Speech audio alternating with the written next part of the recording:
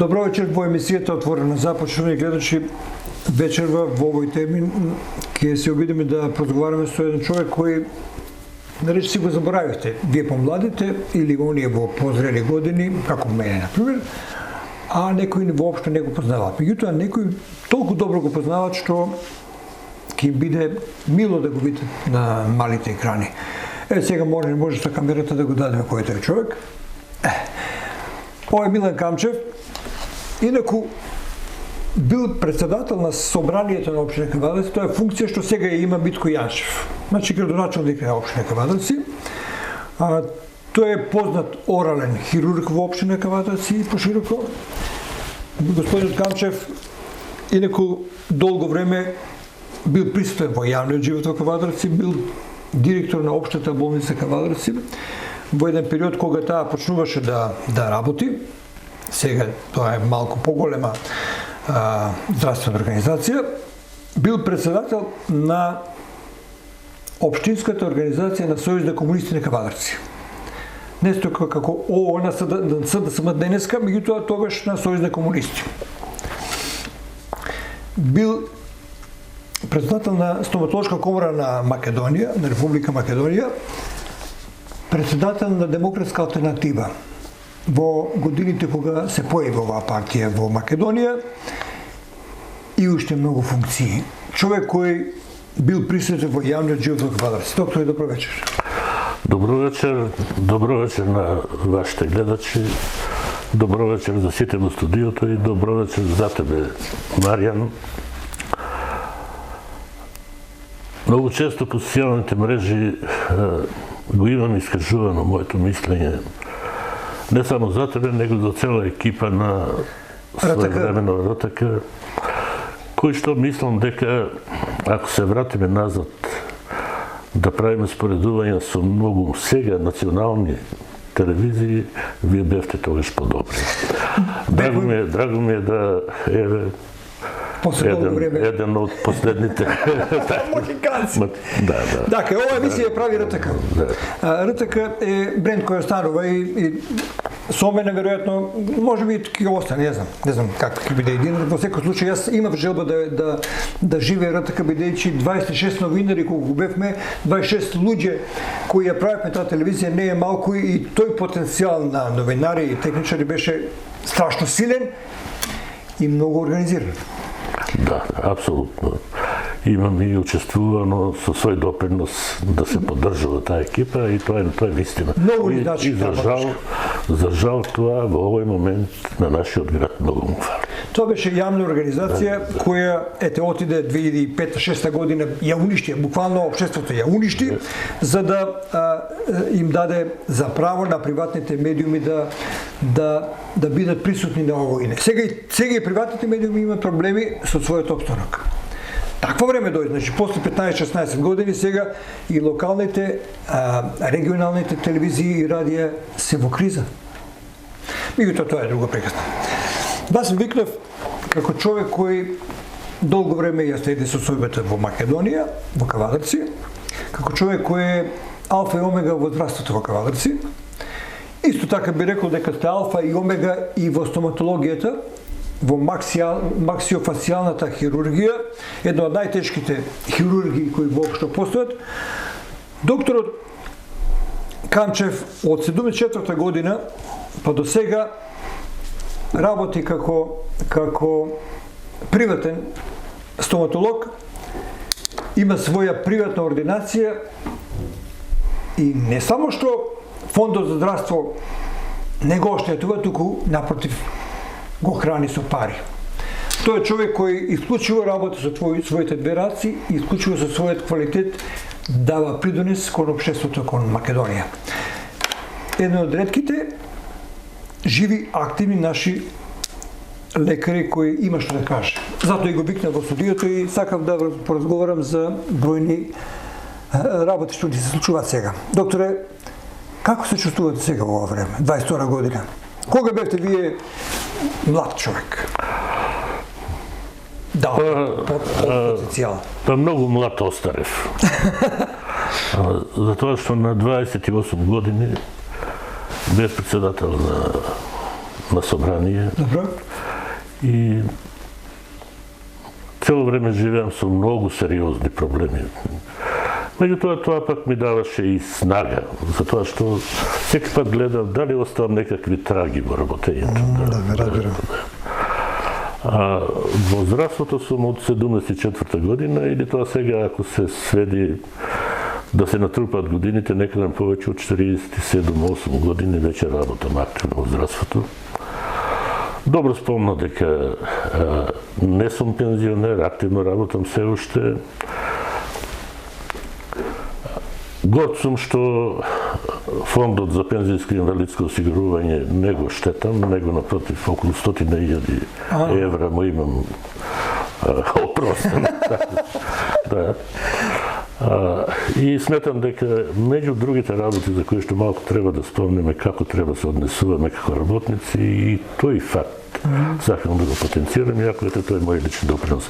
Него да го оставиме тоа, да почнеме со сериозни работи за кои што еве вие како новинар сметате дека јас овде треба да заслужам место за што сум дошол, земајќи ги во обзир сите настани проблеми со кои се соочуваме денеска во сите сфери. Така да тука не би требало да има некои ограничување. Затоа што јас денеска тоа не го најавивте дека сум Да, сега сакам да кажам. Да. Докторот не е викнат во улога на пензионер да зборува за или во улога на специјалист по орална хирургија во студиото, туку како претседател на Друженијето Pro Veritas. Ако можете да преведете, тоа е за вистината. Од таа позиција ќе го замолиме докторот да ги коментира некои состојби во општеството за да ви биде појасно за како човек се работи.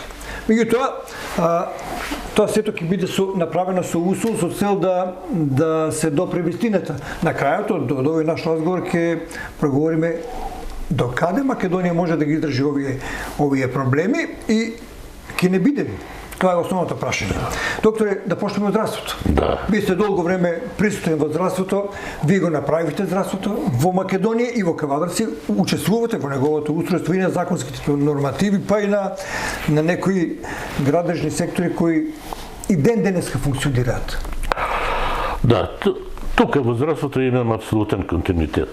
Добро. Од 74 година па до денеска и можам и да споредувам со јасни оценки како и што било пред 40 години, како се движеле работите, како е сега, каде према мене се настанати одредени куршлуси, одредени празнини, на кои што на време не се превземале мерки, за кои што прават и одредени последици и сега. Меѓутоа, во генералната оценка дека здравството не напредувало, тоа би било, мислам, многу лаичка процена и нереална. Напротив, во здравството од научен и стручен аспект гледано е постигнат огромен прогрес. Меѓутоа, прашање е дали системот здравствен се прилагодувал адекватно на сето тоа. А здравствениот систем него не е и имагинација. Него го сочинуват системот, условите за работа, здравствените работници и финансирањето. Така е. Што се случи во меѓувреме и кои настана најголеми промени во системот, во самиот систем, кои што мислам дека долги години не се преоценува, кои се слабостите. Клучни се 2004 година и 2012 година. Добро. Во 2004 година се донесе закон за приватизација во здравството и се формира два сектора. Јавно здравство и приватно здравство. Добро. Во 2012 година Законот за здравство одиде понатомо и уште подобро ги дефинира. Целата примарна здравствена заштита отиде во примарно здравство. Меѓутоа, не баш приватно. Ипак издвои две групи на здравствени установи, приватни здравствени установи, едни во мрежата, други надвор од мрежата. Точно.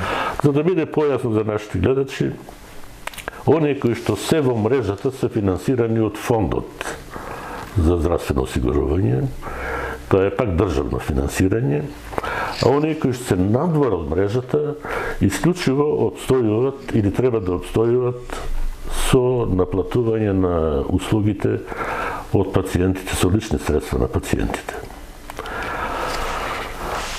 Тоа доведе до две големи, и од друга страна финансирањето и моќите на финансирањето на фондот, кое што најмалку е адекватно на оно што се случуваше и очекувањата.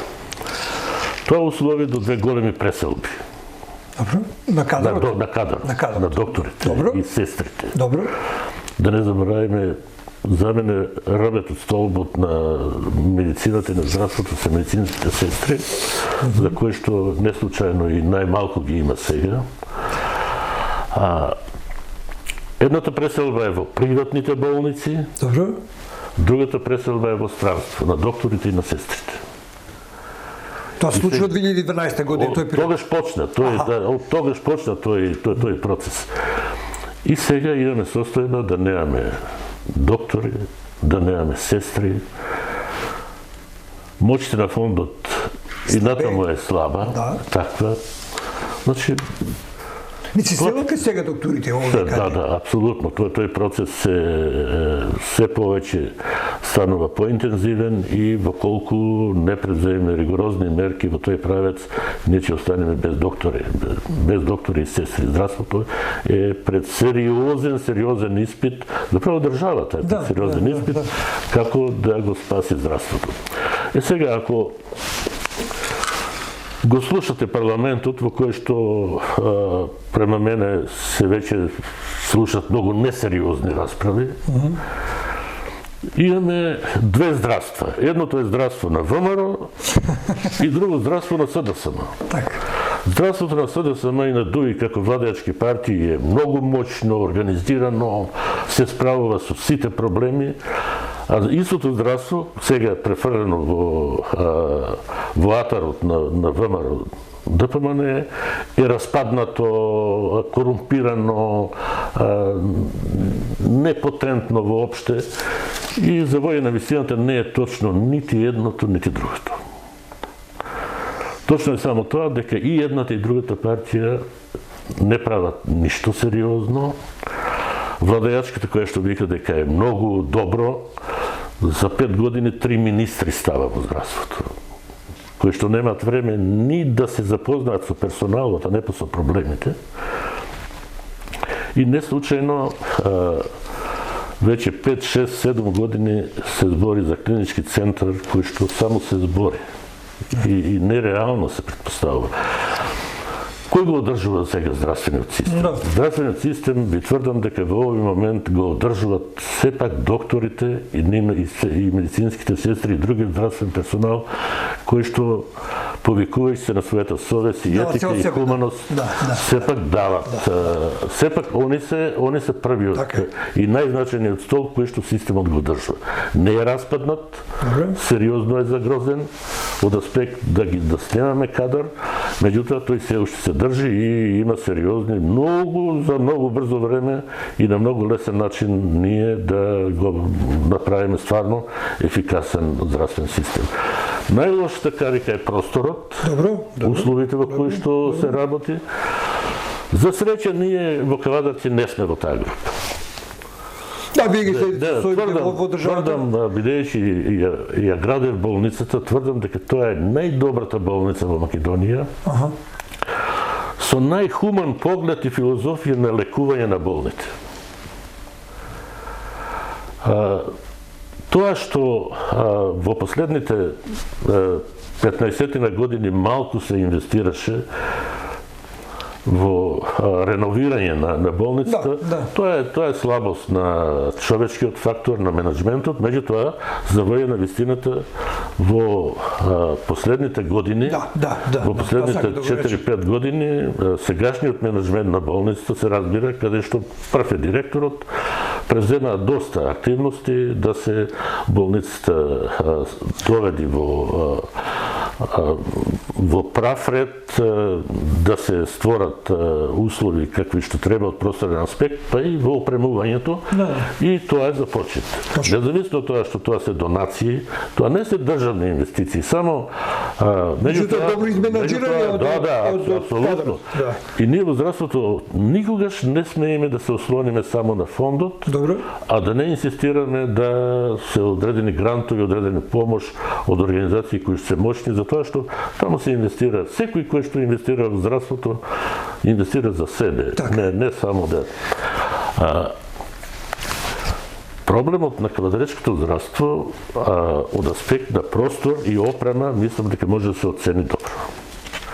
И што год да се каже и колку год да сме злонамерни, треба да видиме реални, дека имаме добри услови, со многу малку може да имаме одлични услови. Кадарот е проблем, поготово во болницата. Во последно време сме таму дека навистина во болницата, и тука има исто две работи. Проблем. Кога го спомнав преселбата во приватното здравство, ќе направам едно споредување. Некаде во 80-те години ние имавме 650 породувања во Кавадарци. Само 2 гинеколога. Ние денеска во Кавадарци имаме 5 или 6 гинеколога, меѓутоа во болниците има само 1. И пазите добро. Бременоста ја следи матичниот гинеколог за цело време. Меѓутоа тој не може да ја породи пациенката за која што бременоста ја следел. Тоа не може да оди во болницата за тоа што системот не му дозволува, он не е таму вработен. И затоа сега не се дозволен, директорот мора, немајќи кадар во болницата, да доаѓат гинеколози, акушери од друго место, или ако е еден, сега како што имам информација дека е само еден, тој не може да ги обавува тие работи. Тоа е многу опасна работа во здравството, поготово кај што имаш интервентна медицина, кога е само еден лекар е многу лошо, многу страшно е тоа, не е лошо, него страшно. Лесно се премостуваат тие работи, значи нас ни треба само зголемување на бројот на лекарите, сестрите ако фалат, не многу пари да се доопреми тоа што треба да се опреми, а има сериозна инвестиција, имаме еден од најмодерните компјутерски томографии, и тоа е за пофалба. Така да, кавадаречкото здравство може да се оцени позитивно. И не може да спадне во групата на распаднатите, не во брилјантните, меѓутоа во добрите. И уште една работа. Кога станува збор за кадар. За мене воопште во државата, за лекарите да говориме, во државата воопште несватливо е во услови кога збориме дека нема лекари, агитираме во пензија со 64 години возраст лекарите. Некои степен од европски земји ги врати назад. Ама и ние треба да ги вратиме.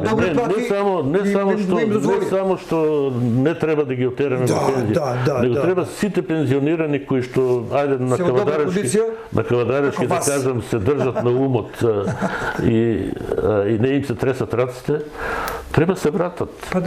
Ако ништо друго, барем едукација на младите доктори. Искуството во здравството е многу важна работа.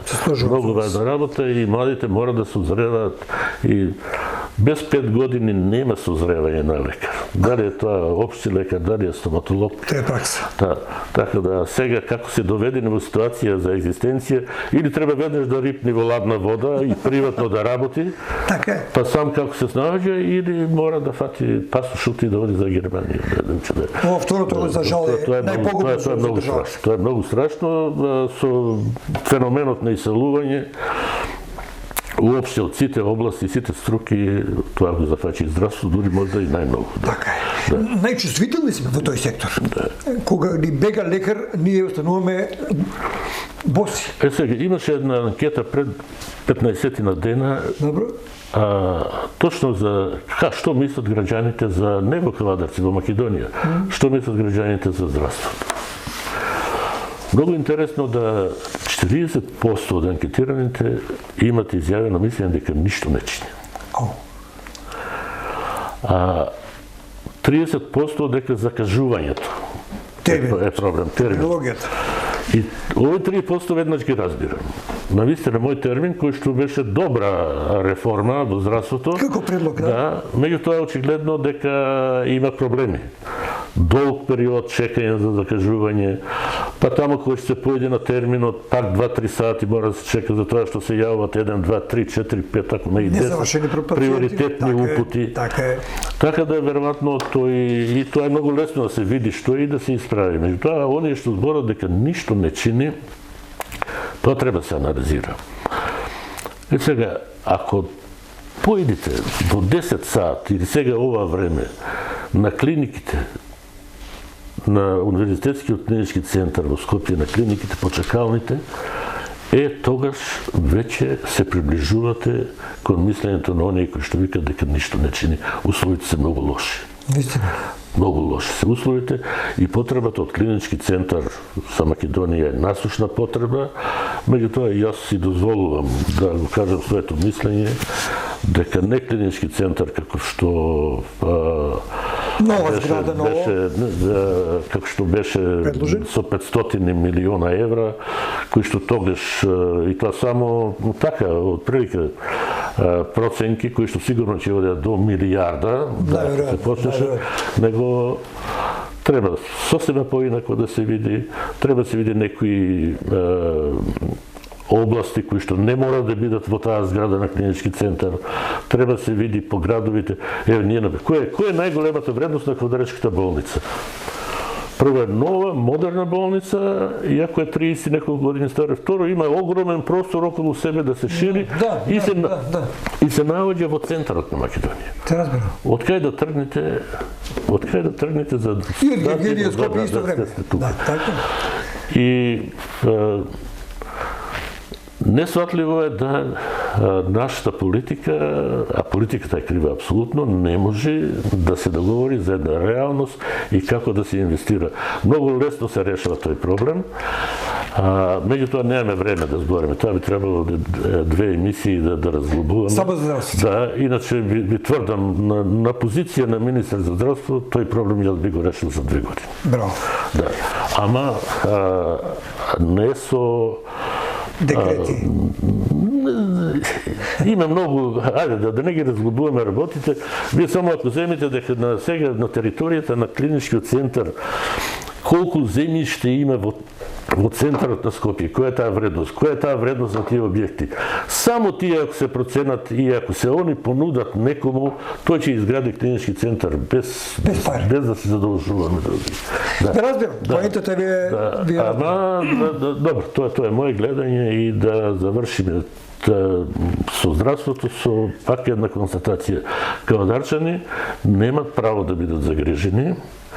Кавадарчани имат добро здравство.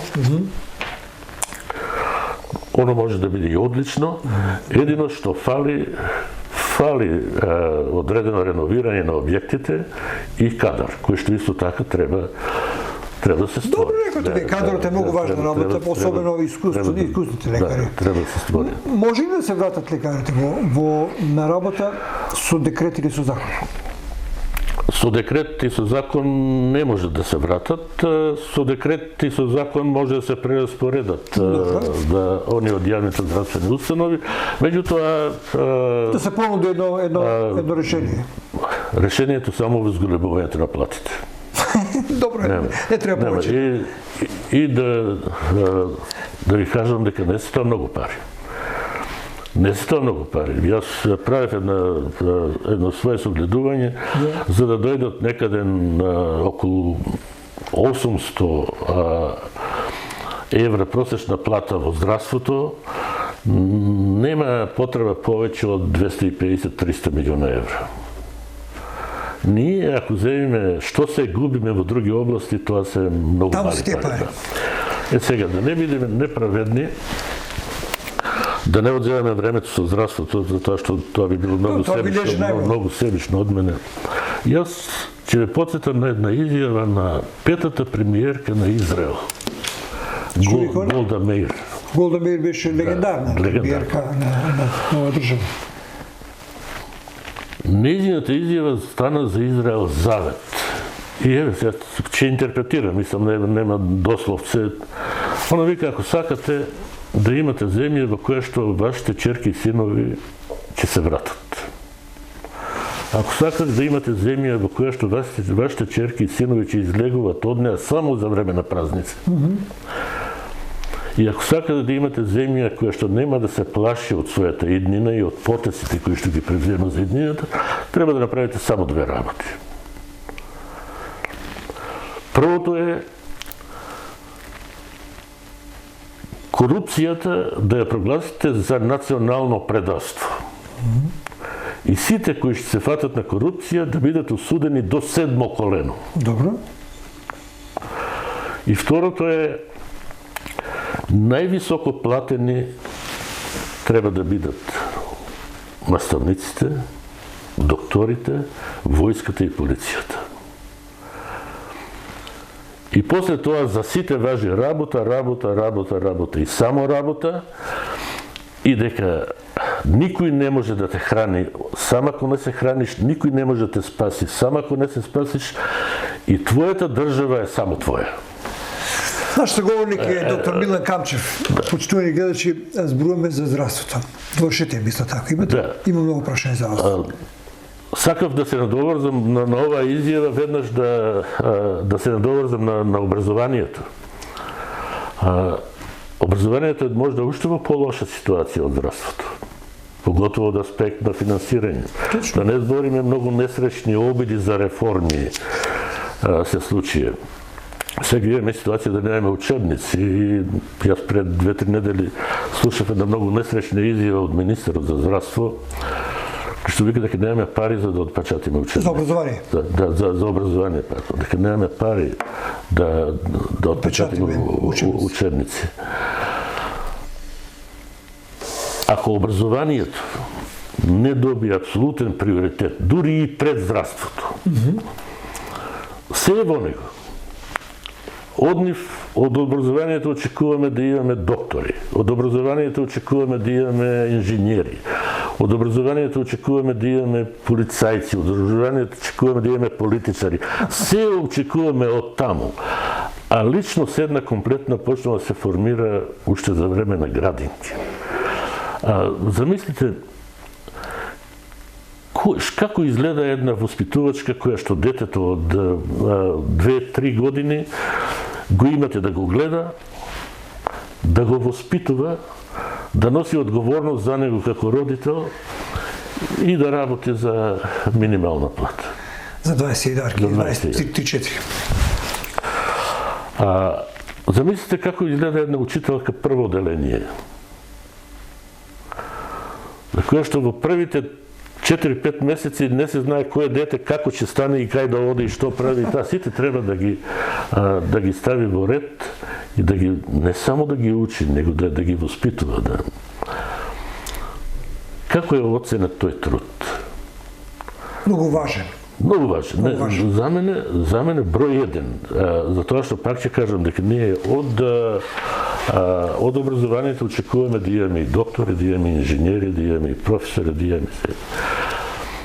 Истата судбина со здравството. Заправо, истата иднина може да биде, ако и таму не направиме да биде просечната плата 800 евра, што може да очекуваме? Што може да очекуваме? И таму, ако се прерачуна, и таму не е на многу пари. Значи, јас, ако уопште имаме време да спомнам кои се моите погледи од кај и како се наоѓаат пари, тоа воопште не се пари кои што треба да. И тука со други зборови. Исто се однесува и за полицијата. Исто се однесува и за војската, исто се однесува и за другите безбедносни структури во државата. Не можете вие да очекувате полицијски службеник на улицата да влезе во незгода и лично да страда во интервенција, ако он е со 20-25 плата. Тоа се столбови на државата кои што За жал, ако имаше нешто лошо во социјалистичката идеологија по овие работи, која што се наследи и натаму, беше да толку ете моќта на стопанството и за овие работи толку. Сега дојде работата. Луѓето во стопанството сега треба да си купат доктори, да си купат наставници, да си купат полицајци, да си купат војници, за да бидат безбедни. И државните граници да се чуват, и безбедноста да се чува, и да бидат лекувани како треба, и нивните деца да бидат образувани како треба, и да створат човечки потенцијал кој што натаму ќе го движи ово општество. Тоа е моето гледање и како стратешки гледање и градење на стратешки планови за развој натаму на општеството. Не мислам дека сегашната политика и од власт и од опозиција дека сериозно се занимава со ова прашање. Треба да се занимава. Тоа е основно што треба. Не е дали треба, него основно за тоа постојат. Политичките партии треба да се надпреваруваат во идеи за развој на општеството, а не во ајде ќе збориме малку и за таа работа. Се доаѓа до многу несериозни работи, за работи од огромно значење за опстанокот на државата, како што е сега прашањето со уставните измени. Добре. Почитувани, мој соговорник во емисијата Отворена за е доктор Милан Камчев, познат орален хирург, поранешен и сегашен човек од сферата на здравството, меѓутоа човек кој многу ги познава и локалните прашања. Тој беше председател на Советот, односно председател на собранието на општина Кавадарци. Која година, доктор? 79-та, 80, така нешто. Во тоа време Кавадарци беше една слика. По многу години, по 40 години, како е Кавадарци? Како го гледате вие? Сега ќе ви кажам една работа. За веднаш вие се соочувате со проблемите на Кавадарчани? Да, бидејќи ќе влеземе и во делот на државната администрација и прекумерната администрација, во тоа време општините беа малку не мала република. Самостојно одлучува за себе? Дури одлучувавме до 12% општински данок. Значи, тогаш собранието на општината беше овластено некоја организација да ја ослободи од данок, а некоја да ја оптерети до 12%, а до 24% тогаш Републичкото собрание можеше да го прави. Добре. Тоа значи дека сегашните подрачни единици на министерствата беа во склопот на општината. Ние имавме извршен совет, секретаријати, за кои што дури имаше да дојде, например, републички функционер без да се најави на председателот на собранието, беше повреда на територијата. Можеше само државната безбедност да биде слободно во функционирањето. Тие не мора да се најавуваат. Меѓутоа, председателот на собрание да дојде или на извршниот совет на владата без да се најави дали може да дојде и тоа се рачунаше за повреда на територијата. Да. Сега, зошто ова го спомнав? Со такви ингеренции, во тоа време ние имавме само, да не бидам фатен за јазикот, немавме повеќе од 80% вкупно вработени. Сега, кога е издвоена локална самоуправа и подрачни единици на министерства, вие пребројте ги. Јас не сакам да зборам, меѓутоа тврдам дека тоа е многу натрупани луѓе без... Да. Таква е сликата. Тоа е реалната слика. Прекумерната администрација, од озгора сите се партиски пикани таму. Преку наводните кадрски комисии на партиите. Сега, тие вработуваат, не вработуваат реалностите во фирмите? Тоа се Тоа е клиентелистички начин на вработување, каде што партиските послушници, лепачите на плакати, без било каков критериум за способност и каде што, оди таму, како број да прима плата и одозгора прави огромни штети со работите кои што не ги врши. Према тоа не само бројот на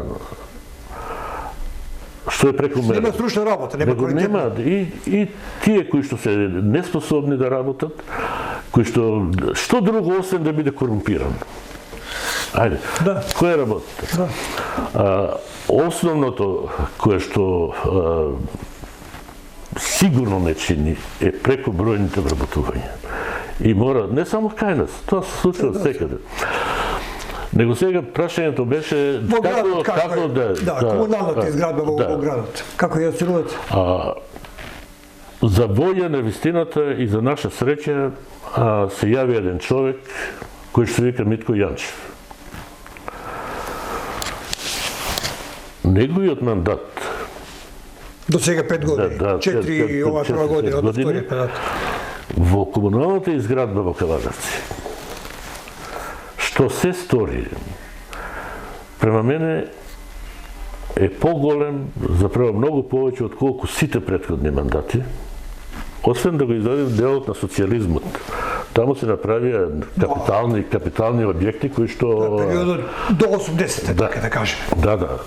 Тој дел. Збориме од осамостојувањето на Македонија наомо. Од 90-та. Да, од 90-та година. И Митко Јанчев го промени овој град, ликот на овој град, човек кој што 10 години не бил во Кавадарци, он кога ќе дојде не може да се снајде.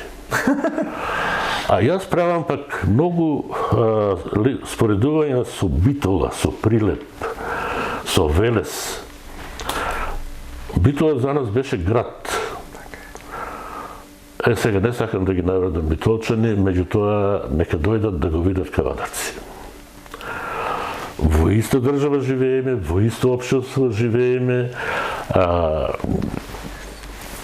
исти вредности делиме, ист буџет пари добиваме. Значи те дури имате по-акумулативно стопанство, по-едно. И сега уште нешто, не само Митко Јанчев, него Митко Јанчев имаше неверојатен совет, здружен совет. Он немаше пречки, во советот беше единствен по прашањето на развојот. Значи, него сега, дали има една изрека исконска во македонскиот јазик, вика нема есен без слана и човек без мана. Да, и така да не го идеализираме Митко Јанчев. Меѓутоа, Митко Јанчев, тоа што го стори за градот е доста, и тука освен позитивна оценка, друга не може да биде. Меѓутоа, Митко Јанчев мора да добие една многу негативна оценка за неговиот однос према руралните средини. Према селата? Да. Ако тој само Сопот и Марена и Возарци ги рачуна за рурална средина, тоа е многу голема грешка. Пазите добро, Маријан. Со пописот 46-та година, после војната, Кавадарци брои 6.500 жители. Населените места во планинскиот дел, руралниот дел на општината, или бивша општина Конопиште, во неја живеат 7.500 жители. Добро. Има една изрека, вика, ако не знаеш што да правиш, ако западнеш во безидејност, застани малку, врати се во природата и во минатото. И види што работеле луѓето тогаш. Ако 7.500 луѓе живееле тогаш, како живееле? Од земјоделие, сточарство. Па ајде да не викам тогаш. Јас сум до 14 години, до 15, јас живеев таму. Во село Бохуга? Да, во село Бохуга. Јас го памтам периодот на така наречени Труманови јајца, кога беше огромна криза за храна по градовите во Македонија и во Југославија поради резолуцијата на Информбирото од Сталин. Ние таму во селото имавме изобилие на храна. Сами произведувавме. Не купувате во продавница? Само шеќер, сол. Зејти. Не, зејти не купувавме затоа што се правевме шарлаган, да. Имаше. Не купувавме зејти. Добро, што јадевте тоа време?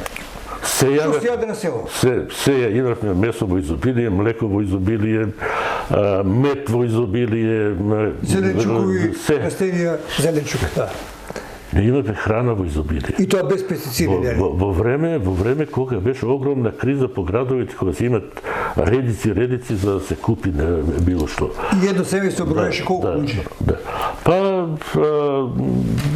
традиционално македонско семејство нормално било да доста време браќата со жените со децата живеат заедно, ама и планирале заедно, работеле заедно и се живеело.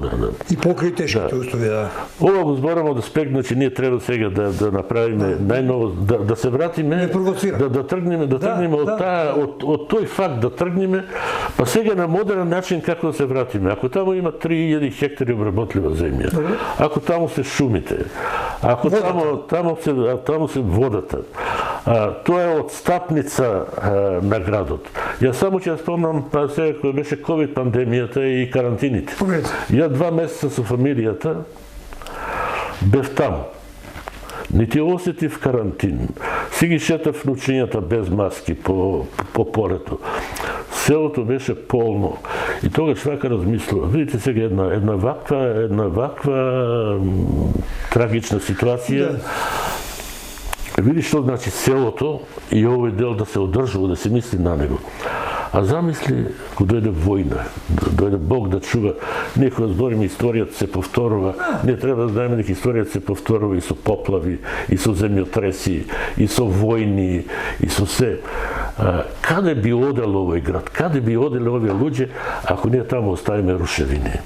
Значи, стратешко е прашање да руралната средина се прво да се чуват постојните објекти, да се одржуват патиштата и да се стварат услови за работа на младите и за враќање. Ови што сега одат во Германија, бидете сигурни дека ја нема да бидам жив сигурно, меѓутоа после 15-20 години ќе барат квадратен метар земја повеќе за да инвестират и да се тргнат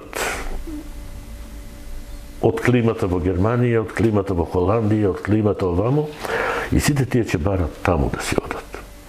Враќањето ќе биде невидено, ама за тоа време ние не треба да го загубиме. Ние треба стратешки да планираме секоја година во што и како да се инвестира, поготово во инфраструктурата, патиштата, водоводите. И најголемата пречка, сега најголемата пречка е образованието, не е здравството. Млад брачен пар кој што може без метар земја за обработка само од шумски плодови, чаеви, печурки, може многу убаво да живее, ама кога ќе дојде 6 години детенцето, мора да дојде во каватарци. Тоа е развој, тоа е систем на вредности што треба да го негуваме. Тоа е она ја што на мојот омилен градоначалник лично му го имам неколку пати кажано и еве сега јавно го критикувам само во тој дел и мислам дека пошто е он човек од акција, дека нема да го свати ова лошо, него само како добра критика. И она што имам сега за локалната самоуправа, многу сериозна критика, а тоа го сега форсират особено советниците од партијата на власт, кои што катастрофално ги загубија локалните избори и сега наводно сакат да вратат некаков рейтинг со тоа што упорно се бара да се види ова не е на градоначалникот, ова е на владата. Ова е инвестиција. Владата или на... Не, тоа се пари од буџетот на Република Македонија, пари на граѓаните кои што се во делот на ставката финансирање на инфраструктурни објекти по општините и ги добива оној кој што е најбрз со проекти, кој што е спремен да ги менаџира. Еве ќе направиме да не ги спомнувам, ја спомнав Битола, верувам дека битолчани нема да го слушат това. Може најблиските комшии, они имаа градоначалници од владачката партија. Сигурно дека не сакаше владата да не им дава пари на битолчани или на нашите комшии и дека многу го сака Митко Јанчев, па да им дава пари на Митко. Меѓутоа тие не изградија ништо, а овој изгради многу. Значи, мора да се престане со таа работа. Утре кога ќе дојде да се смени градоначалникот да биде на СДСМ, а ова да биде централна власт, тогаш исто ли пак ќе се караме ние за тој наратив? А ние да одделаме како граѓани. Така да нема потреба од тоа, него старата практика, локалните проблеми никој пат не треба да се политизират и само треба да се решават како треба.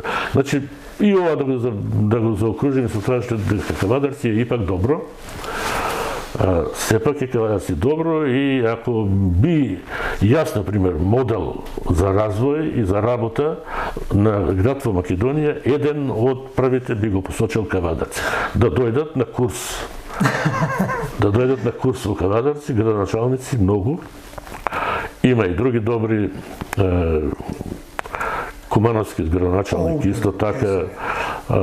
Сега на големо, мислам, гледаме дека градоначалникот на Кисела вода во Скопје, а во ист град живеат. Да видите, пак си... Седо човекот, не е седо неговите способности. И ще една работа, видите, да се провери рейтингот на Митко Јанчев во Прилеп, во Битола, во Скопје. Ви тврдам дека он има многу повисок рейтинг во Скопје отколку во Кавадарци. Затоа што ние сме спремни тоа што е наше и да го даде. Ама не треба да му се простува на Митко Јанчев за негативност. Затоа што на опозицијата тоа е работа и она треба да те подсетува и тоа ти е корист. Не ти е непријател оној кој што те критикува со право. Напротив, тоа треба да се прифати. Добро, до сега веќе одиме голема минутажа, меѓутоа ова што го зацртавме, сакам да ве прашам да го одговориме. За уставот, за корупцијата и за името.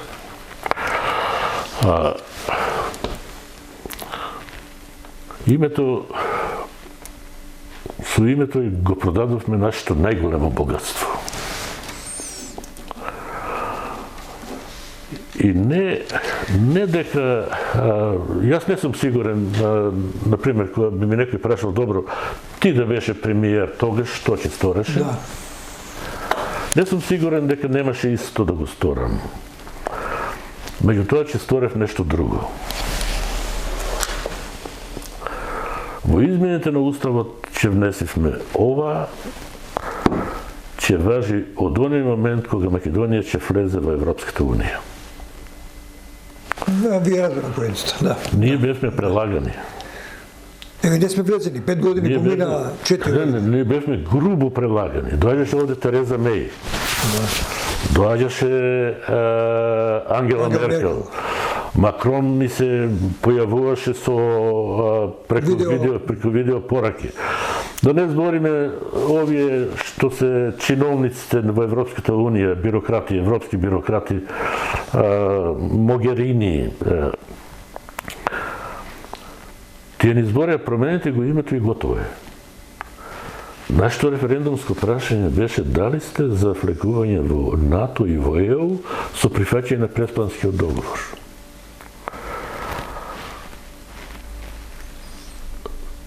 Што се случи? На референдумот не успе. Не изде, да. Уставот се смени така како се смени, на начин кој што историјата сигурно нема да го оправда. Точно, да. А сите оние кои што обеќаваа смените го името и готово е, они не прелагаа. Значи, практички ние бевме премногу честни, не рачунајќи дека имаме работа со преваранти. Никој од нив сега. Но Тереза Меј некој да ја праша, добро, ти знаеш ли зошто одеше во Македонија? Што? Го знаеш ли проблемот со Грција? Што е? Јас сум сигурен дека појма нема. Меркел сега да ја прашате, не знам што ќе ви каже. Меркел сега изјавува дека овие спогодбите меѓу Украина и Русија, каде беа во Белорусија, дека биде само за да добијат во време да се Украина наоружува за да воде војна со Русија. Сега она тоа го изјавува, тоа само било проформа да се залаже Русија. Могерини. И сега овие што доаѓаат, те Урсула фон дер Лајен, те бриселските бюрократи, они не одлучуваат за ништо. Они доаѓаат само нас да не притискат. А сигурен сум дека еве сега и прашањето спорот со Бугарија. Они не го разбират спорот со Бугарија. За нив е тоа само техничко прашање. Треба се смене уставот, да ги внесете бугарите и готово. Не, воопште не го разбират прашањето. За каде е отпорот на македонскиот народ? Зошто тоа? Не го разбират. Во што е суштината на отпор, кажете ми? Да се само на ова работа, за прашањето на името да вратиме.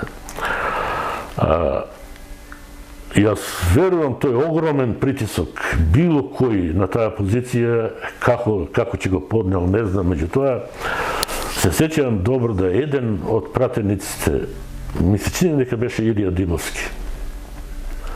Ова што сега јас го зборам, тој го предложи. Нека биде вака, меѓутоа во Уставниот закон за извршување на амандманите да стои сето ова ќе почне да важи од кога ќе влезе Македонија во Унијата. Тоа беше гладко одбиено и тоа беше голема грешка. Ние ќе имаме проблеми и со Грција понатаму. Но оној кој што многу добро го чита и меѓу редови кои што чита и кои што знаат дипломатски реченици да чита, ќе видите дека многу работи уште грците имат извориште од тој договор натаму. Него добро, таа работа отиде, што за мене е најголемата навреда и повреда како македонец кој што си ја сакам државата и народот и нацијата, дека ние бевме прелагани.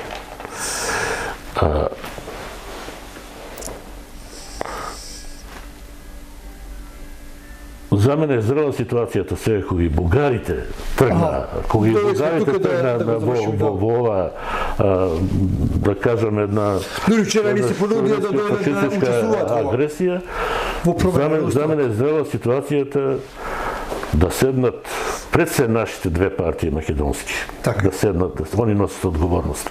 Да се договорат дека и да им кажат на браќите од Европа, ние привремено го суспендираме договорот од Преспа. Затоа што вие не излагавте. Не рековте дека ова е последно, одиме во ЕУ, а сега ни наметнавте рамка во која што треба на бугарите да им ги решаваме, да им ги доголим сите прашања. Не е тоа нечесно. Не треба се плашат дека Европа па ќе ради гледате се работите. Не е така. Колку нас не е потребна Европската Унија и НАТО, толку сме и ние потребни. Оти Македонија не исчезнала со милениуми, не исчезнала Македонија. Македонија е едина, видите, историјата ако земе да ја погледате, ќе видите дека народи, мали народи од 20 милиона помалку исчезнувале. Например, старите латини ги нема. Латинскиот јазик постои за употреба во науката, меѓутоа латините ги нема. Ќе исчезнуват и други народи, меѓутоа Македонија нема да исчезне и македонците нема да исчезнат. Има друга вредност, јас ќе те вратам само на изјавата на папата. Кога беше посетата на папата во Македонија, тој одржа пресконференција во авионот на враќање за Рим. Новинарката која го праша како е вашиот впечаток од Македонија, тој одговори вака. Господјо, јас немав потреба да стекнувам впечатоци за Македонија. Јас отидов само во земјата која што ни го поклони христијанството. Со една реченица кажа многу. Тоа го кажа папата. се прашувам дали некој од нашите политичари, државници отишол во Ватикан да го замоли папата да лобира за овој проблем. Тој кажа и уште нешто друго, дека за разлика од Македонија, во Бугарија има проблем со идентитетот. И бугарите имат проблем со идентитетот. Затоа што, ако се земе мисијата на Кирил и Методи од 9 век, тие комуницират и водат расправи со не знам дали мислам дека терминот сарацини се употребувал за тогашните бугари кои што се татарско-турско порекло. Племе, да. Да. Кирил и Методија воделе во нивната мисија во тоа време жестоки расправи со нив. Тие збореле татарско-турски јазик. Меѓутоа, после тоа, нивната мисија доведува дека ние ги имаме дадено јазик, ги имаме уписменето, ги имаме европеизирано, а сарацини значило дека не европски, муслимански, не тоа е преводот на... Дури не е муслимански, туку е... Некој племе. Да, и сега ние треба да бидеме тие кои ще се помириме дека сме народ измислен од Коминтерната, дека нашиот јазик е западно-бугарски дијалект, дека не постојат македонци, не постои македонска нација, дека два пати не окупирале, дека не било тоа окупација, злосторствата кои се направени во Македонија и во Првата светска војна и во Втората светска војна се невидени, дека не постоеле. Во Ваташа она што е случено. На Балканот се има случено само на уште едно место, во Крагуевац. Стрелањето на ваташките деца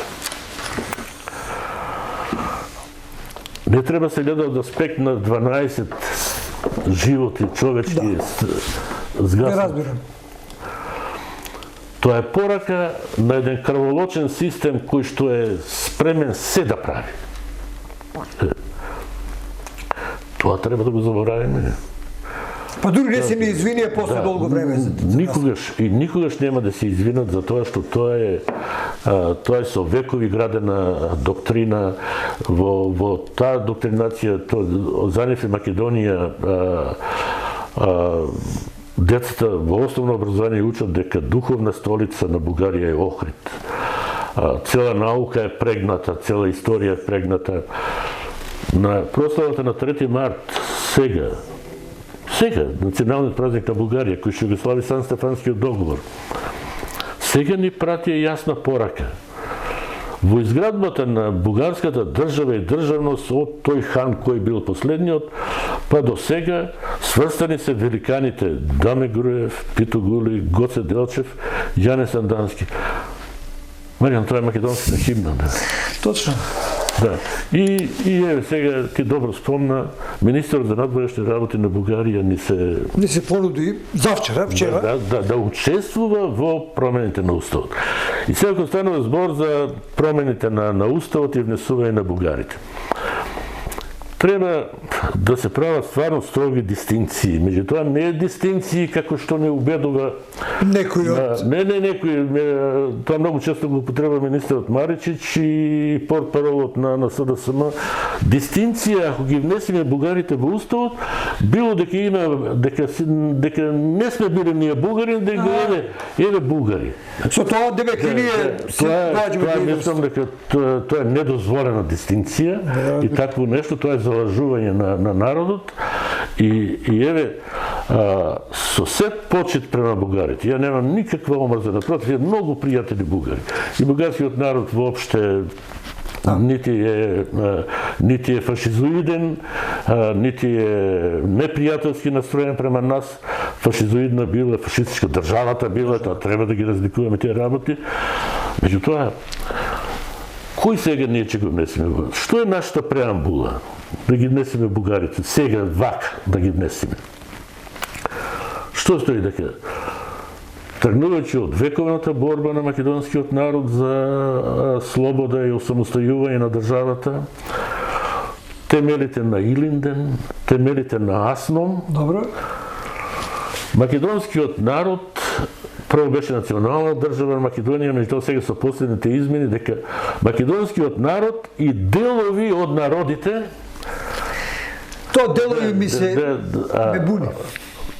Така е сега. Така е сега. Така е сега, алудирајќи на тоа да се прави граѓанска држава, граѓански устав. Устав, Сега, кога ќе ги ставиме овие бугари сега, нашите тука, 3000 и колку се, како дел од бугарскиот народ, утре, значи го ставаме делот од бугарскиот народ, кој што не го признава еден ден дека е наш, дека е преображенско востание, не го признава Асном дека била антифашистичка борба против кого, друг него против бугарите, не признава дека има македонски народ, не признава дека има македонски јазик.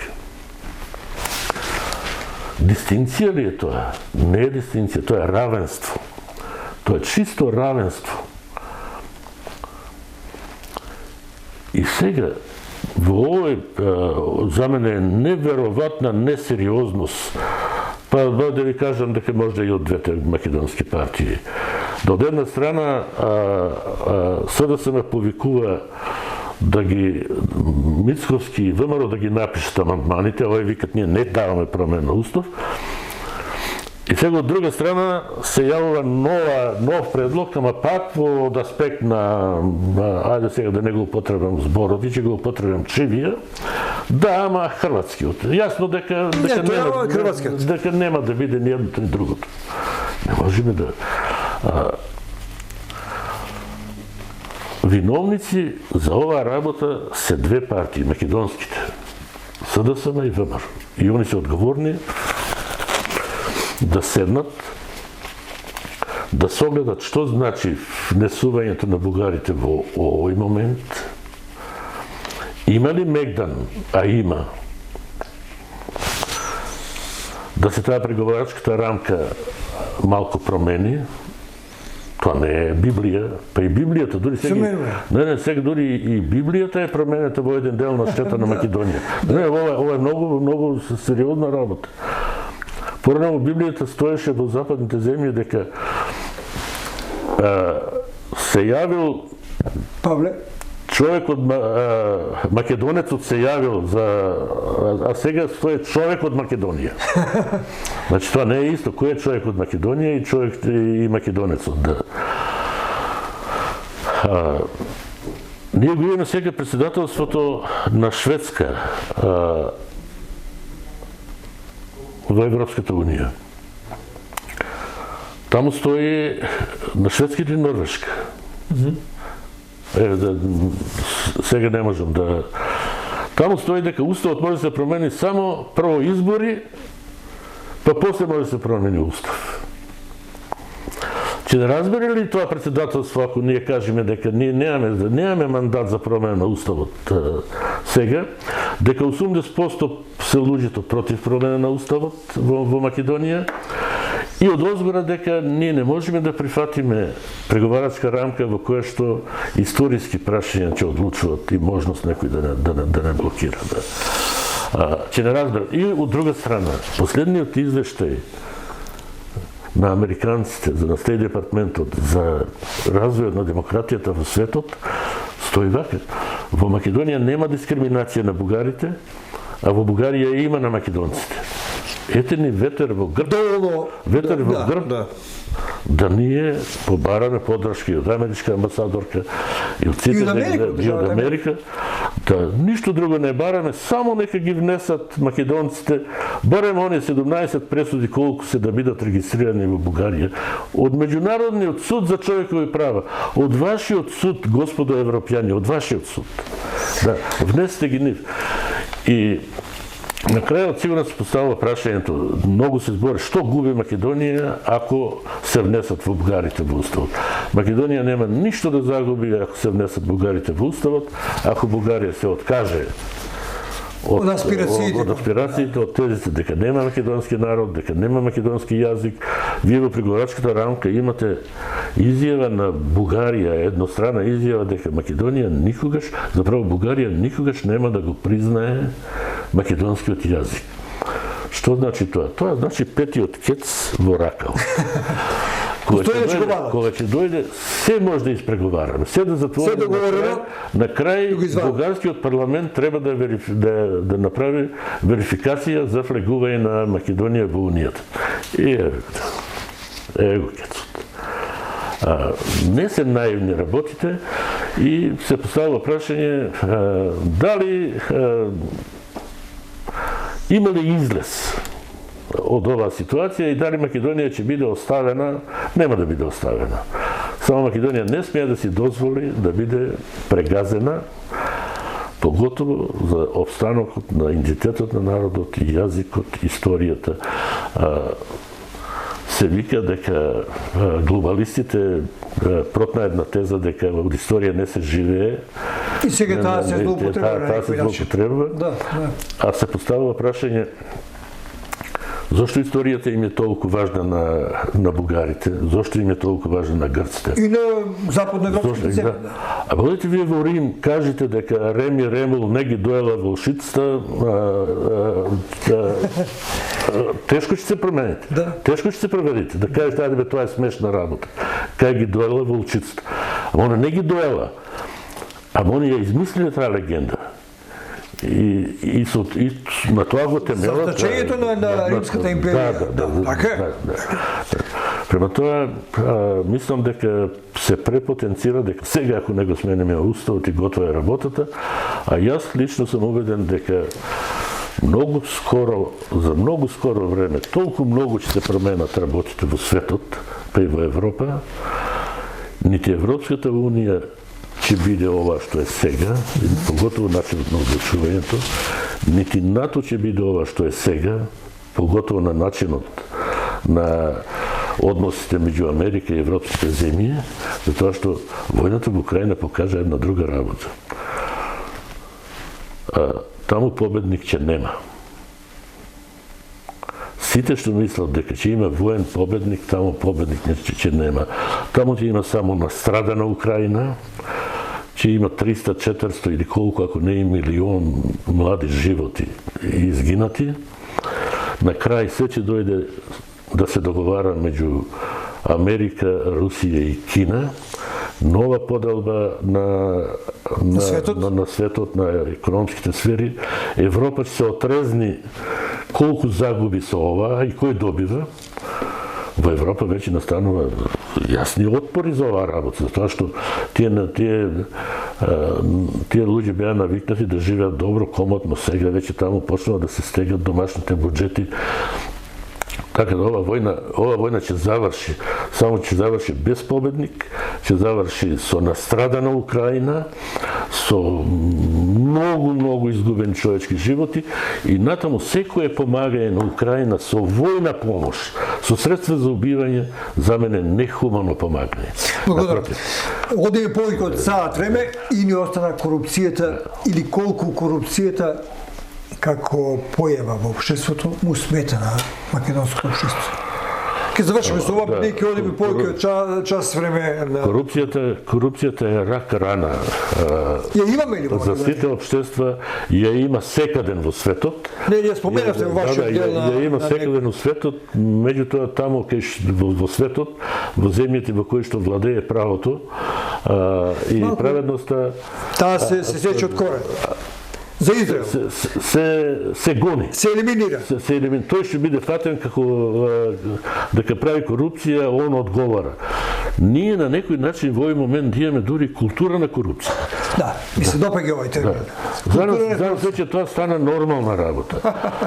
Немаме време. Тврдам дека ние губиме огромни пари по основ на коруптивни сделки. Ние, например, имаме сфера која што може да не прави многу комотни и сигурни земјоделие, кај што можеме бар 70% храна да произведуваме сами, ние сега 70% храна увезуваме. Ние имаме водостопанска организација во која што последните податоци слушам дека главна дејност била експлоатација на песок и минерални сировини. Не вода. Да. Македонски шуми ни служат за резервоар за партиски вработувања, за трупање на администрација. И на крај ќе завршам со ова, ако веќе го претеравме времето. Да, го претеравме времето. Ако претеравме времето. За мене има излез од оваа ситуација само ако се јави лидер, кој што е добронамерен и ја сака својата земја, ќе ги тргне сите расправи, ќе се обедини македонското ткиво,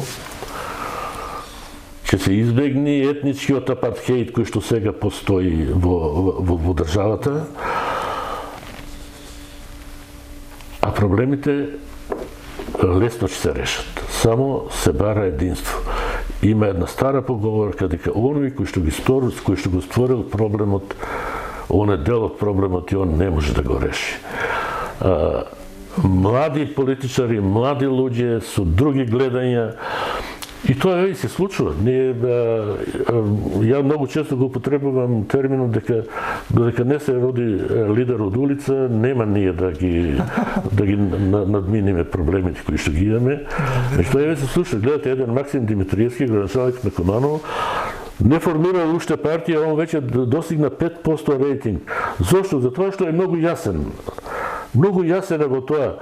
Ако тој остане доследен на тоа, он може да биде нов лидер во Македонија. Меѓутоа, ако тоа само за да се промовира себе си, да се промовира себе и да се освојат гласови, а после тоа тоа ништо не бива. Така е. Имаме искуство во политиката и врвните политичари на првите места треба да се прво честни, треба да ја сакат својата земја, треба да сакат да створат за својот народ, треба да се на сите странични напори да се руши земјата, да се наштетува на земјата, да бидат многу отпорен, да реагират веднаш, не мора да се многу умни. Значи, најважно е да се добронамерни, честни и да имат волја да се спреси се што е штетно за државата. Таквиот лидер може да собери за своите соработници. Затоа што во крајна линија пак никој не може да биде таков генијалец да знае се. Напротив. Ке работите ли вие како доктор? До кога? До кога добивам лекарско уверение дека може. Тоа го рековте на почетокот, додека ме држи паметта. Да. Иначе и уште ова сакам да го додадам, нормално е да се толку работи се искажат, дека и се потребни на оваа земја, како она може да излези. Она може да излези од ова само со многу агресивно финансирање и према мене на Македонија во овој моменти се потребни најмалку 10 милијарди евра веднаш. Сега, некој ја каже, од кај ќе ги најдете, се наоѓат многу лесно. Само треба, ако не ги дадат, ние сега немаме визија, немаме проекти, немаме што и Да, проект мора да постои, каде ќе ги инвестираме. Ние 200 милиона евра дадовме за купување на струја, а се двоумиме дали треба 1 милијарда да дадиме за чебрени галишта. Ама еве за 4 години ги даваме за купување на струја. А нашите банки од друга страна постварат по 1 милијарда вишок на приходи секоја година. Дали треба да од странство, не треба од нашите банки кредити, треба да им ги вратиме, не да се плячкат банки. Меѓутоа, нити пак е проблем парите 10 милијарди да се најдат. Зошто пругата према Бугарија и ова не бараме НАТО да ја изгради? Таа пруга нема економска оправданост. Друга. Меѓутоа, геополитички има огромна важност за јужното крило на НАТО. Зошто не го поставиме тоа прашање пред нив? Дајте ова пруга да ја изградите. Не да ја градите вие, него дајте да. Затоа што стварно е битна. Да се поврзува од Црното море со Јадранското море. Битна е, од геостратешки аспект за НАТО е битна. Брзата пруга од Гевгелија до српска граница. Па тука кинески кредити имате бланко кога сакате, затоа што на Кина е тоа од насушна потреба.